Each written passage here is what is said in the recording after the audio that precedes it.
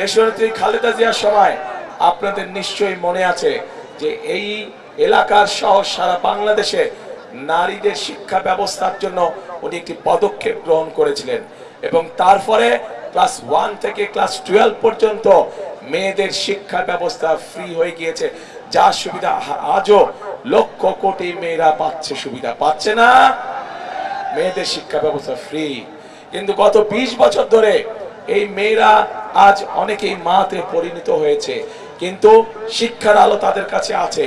কিন্তু এখন আগামী বিএনপি সরকার, আপনাদের আগামী বিএনপি সরকার, আপনাদের আগামী ধানের শীষের সরকার এই মায়েদেরকে স্বাবলম্বী করে গড়ে তুলতে চায়, অর্থনৈতিকভাবে স্বাবলম্বী করে গড়ে তুলতে চায়। এবং এই জন্যই আমরা বাংলাদেশের প্রত্যেকটি মায়ের কাছে আমরা ফ্যামিলি কার্ড পৌঁছে দিতে চাই, যেই ফ্যামিলি কার্ডের মাধ্যমে ধীরে ধীরে আমরা মাদেরকে, গৃহিণীদেরকে আমরা পর্যায়ক্রমিকভাবে অর্থনৈতিকভাবে স্বাবলম্বী করে গড়ে তুলবো ইনশাআল্লাহ।